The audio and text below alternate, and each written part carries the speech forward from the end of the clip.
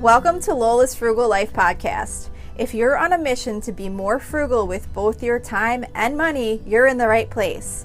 In this podcast, we talk about topics that help enhance living a frugal lifestyle. The goal is to save time and money where we can so that we can use the rest on what matters most to us.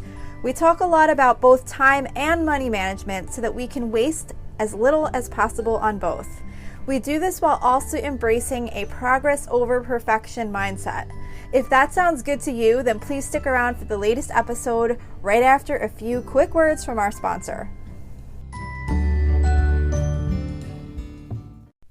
Hi everyone, welcome back to my weekly meal plan episode. If you are new here, this is just a quick episode that comes out every Wednesday where I share with you my family's meal plan for the upcoming week.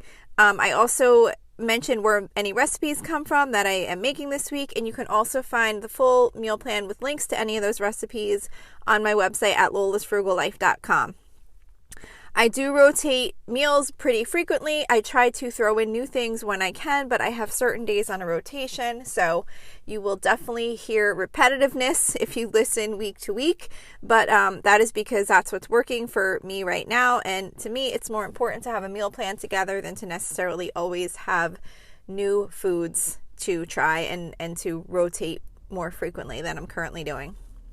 So for this Saturday, we are doing Parmesan crusted pork chops, which is from allrecipes.com. With this, you just basically take pork chops, boneless pork chops, you dip them in egg and Parmesan cheese and bake them. What I found is that when I'm done baking them, I have to take them out of, because it says to bake them in a baking dish, which is what I did. I think it says to bake them in a baking dish, but what I find is when the pork chops cook, some liquid or juices or whatever come out, and then they're kind of like not crispy, even though they're supposed to kind of come out crispy.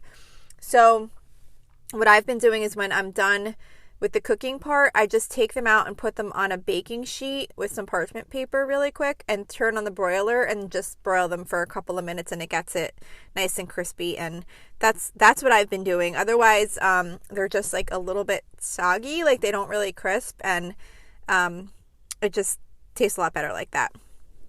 And then as a side, I'm going to be doing bacon and spinach pasta with Parmesan, which is kind of like a one dish type meal where you, or not meal, but like a side dish where you cook up some bacon and then you make like a sauce kind of with like chicken broth and spinach and the bacon, and then you toss in some pasta.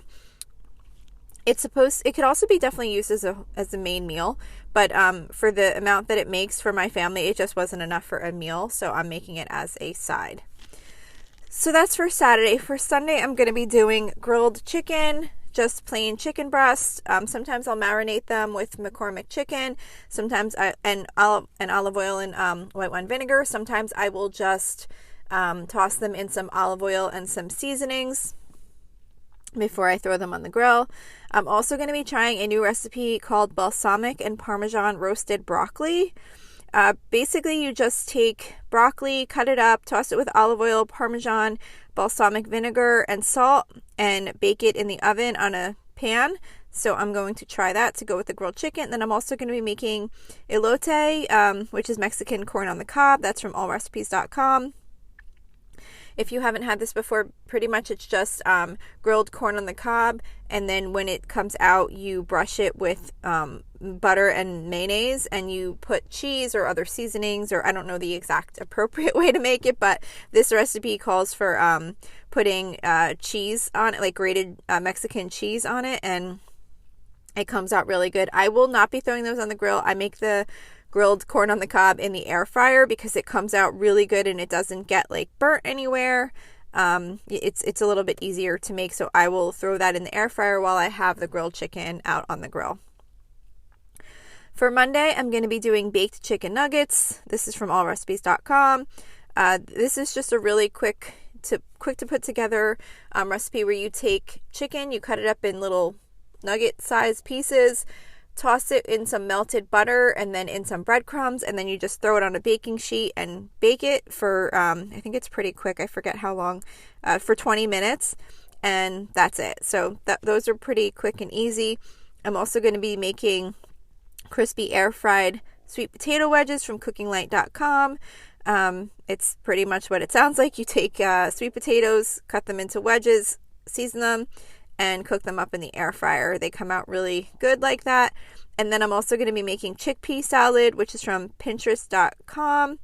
And this is a quick salad to throw together. It's basically made with chickpeas, cut up cucumbers, cut up tomatoes, Parmesan, olive oil, vinegar, that type of thing. So that is for Monday. For Tuesday, we always do some type of Mexican theme.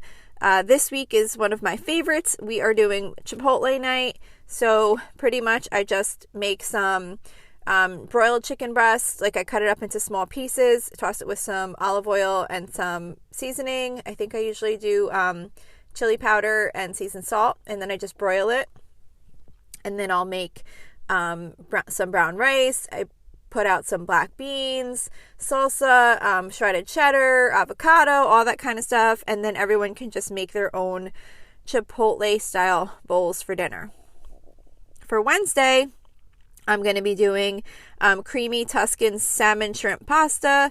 This has become one of our regular seafood meals that we do on Wednesdays. Wednesdays I do seafood. We have like a handful of recipes that I kind of rotate, and this has become one of them. This is from simply-delicious-food.com. It's really a pretty quick, easy recipe to make. You pretty much cook up the salmon and the shrimp and you put it aside, and then you make a little sauce with some lemon juice and sun-dried tomatoes and baby spinach. You put the salmon and the shrimp back in, you mix it up with some pasta, and that's that. So that's for Wednesday. For Thursday, I'm going to be doing instant pot broccoli cheddar soup from pipingpotcurry.com. This is a homemade version of Panera's broccoli cheddar soup. I really like it. It comes out really good. Just be careful you don't add too much shredded cheese because it can get really thick on you. I'm not super good with measuring. It does call for 2 cups of cheese, so maybe if I actually put the right amount in, it might not get too thick. But it's really a very good soup, and it comes together really quickly in the Instant Pot.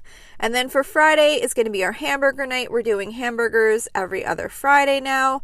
So just some burgers, just some ground beef made into burgers.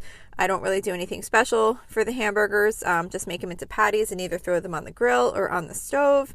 I'm also going to be making oven fresh seasoned potato wedges, which is from allrecipes.com.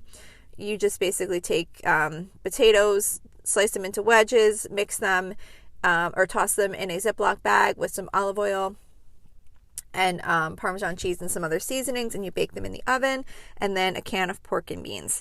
So that is it for this week's meal plan. Like I said, you can find links to any of these recipes on my website at lolasfrugallife.com. And I thank you so much for listening, and I will see you back here next week.